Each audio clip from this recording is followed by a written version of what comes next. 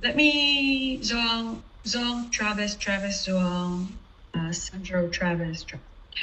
Travis and I worked together in a previous company. He is probably one of the most talented copywriters I've ever worked with. He also understands open source and SaaS, and we worked in this space.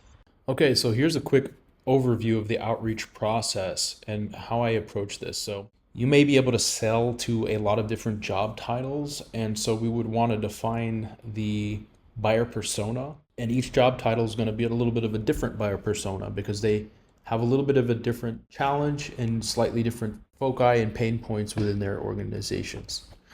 And then I wrote Venn diagram here because we want to look at the overlap of their current pain points or challenges and then the recency of the events within their business or within their industry or vertical, like new cyber threats, for example, right? Or recent changes in the company, mergers and acquisitions, different things like that. Basically, recency based trigger points. And then where does that overlap with the solution or fit that we are going to reach out to these folks with, right? And so this is kind of the Venn diagram overlap of what we're looking at here when we're defining the ideal customer profile. From there, we need to build a list.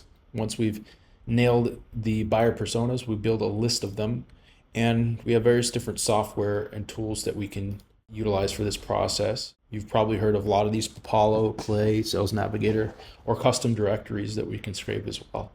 Once we have that list, we want to enrich the list because we're not just going to reach out based upon the email alone and the company name, but we also can have enrich the list with emails, like work emails instead of personal, tech stack, like what's the tech stack the company uses, company info, specifics like what do they sell, what's the deliverable, the product, the service, right?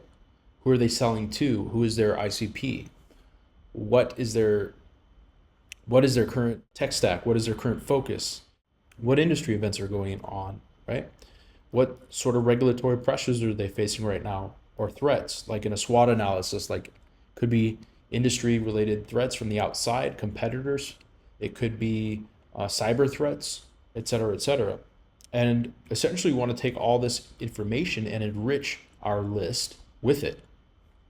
And then so what we end up with is a very thoroughly enriched list with a plethora of data that's relevant to the prospects that we're reaching out to, these specific buyer personas that we mentioned before, with data points that we can mention and leverage in our messaging. And I'm going to get into the messaging strategy in a moment as well.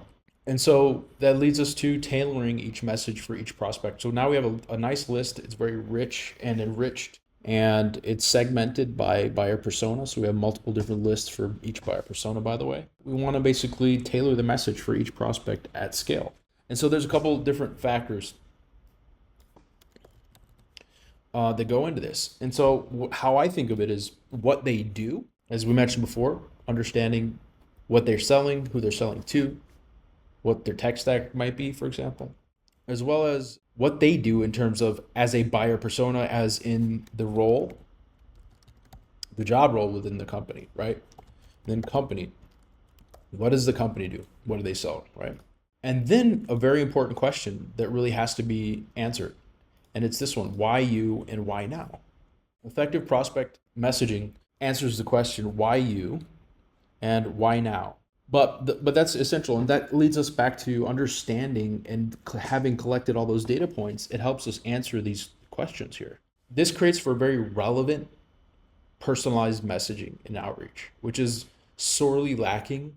I would say 90% of outreaches that happen. Although there's tools to do effective outreach nowadays, it's not nearly saturated in terms of the market and how people are communicating B2B wise. People are not really utilizing them to the maximum effect, which is why people say things like, oh, well, we tried outreach, it didn't work. Well, you probably didn't do it right. So we leverage all these data points that we collected before, right, to answer these two questions, right? Why you, why now? We leverage also what their business does, because me personally, when I get an outreach message, it's not that I hate outreach messages. A lot of people say like, I hate getting messages from people. I don't hate getting messages from people that I don't know if it's relevant, Like, for example, if they reach out and say, hey, I noticed this is what you do, and I don't know if this is exactly your case or if this applies to you or not, but we're seeing these challenges and pain points that are relevant, of course, to what I do because they have the data points and they researched it. So what I'm saying is relevant personalized outreach works every time. That's the gist of it there. So what does it actually look like? So we've got Jeff Chow here at Miro, CTO. His experience looks like this. So he's at Miro now, but he was at Advisor before, or Envision and Advisor, and Trust Advisor or TripAdvisor, which is down here. It's got cut off, but that's his experience. Envision, TripAdvisor. So in this case, we're reaching out about a platform as a service solution. So starts with, hey, I can imagine you've probably dealt with some pretty complex cloud setups at Envision and TripAdvisor. Is Miro's current environment, that means development environment, hitting the efficiency mark? Scaling infrastructure is tough for many collaboration platforms. We help teams instantly clone environments and streamline multi-app projects. The result is lower cost, faster launches, and more time to focus on innovation. Given your product chops, I think you'd appreciate how we're helping dev teams ship faster. Interested in a free assessment? So I don't know your level of awareness of this particular niche and industry, but let me break it down for you just in case you're in a different industry. Basically, we're just saying, hey, here, I know your experience and what you're focused on professionally. So I've done my homework. So this is, by the way, the first line. So it's like, boom, immediate relevance. Okay, this is not a mass blast email. Okay, great. I'm going to continue. So is Miro currently facing efficiency challenges with your development environment? That's essentially what this is saying.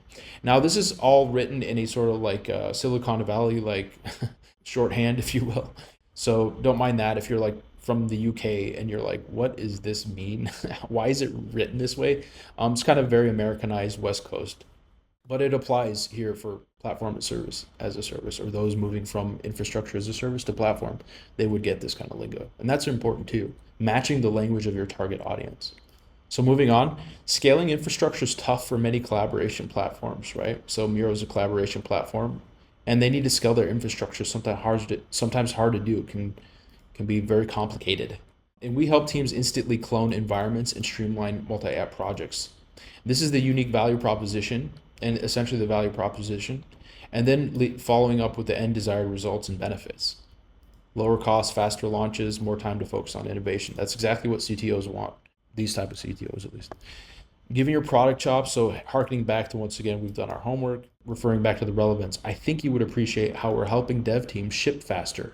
That's what CTOs want. They want their teams to be able to ship faster because they don't want to be late, right? It reflects badly on them. So that's the type of messaging that we can then create. And this is by no means the absolute best we can do. We can get a lot more nuance with this. We can get a lot more creative with this potentially as well. Change the tonality of this as well. This is not a locked in, this is not like Chat GPT language that's like fixed or anything like that. It can definitely be malleable and adapted. For example, I just did a campaign to Swedish manufacturers written in Swedish in their polite diplomatic Swedish style, if you will, of communication. So there's many different ways to skin this cat, but I just wanted to give you a quick overview of the process, so to speak, and what we take our campaigns through, and each of them and how they sort of turn out. So hopefully it's been insightful, helpful, and it's been Travis. Thanks so much, and until next time, bye-bye.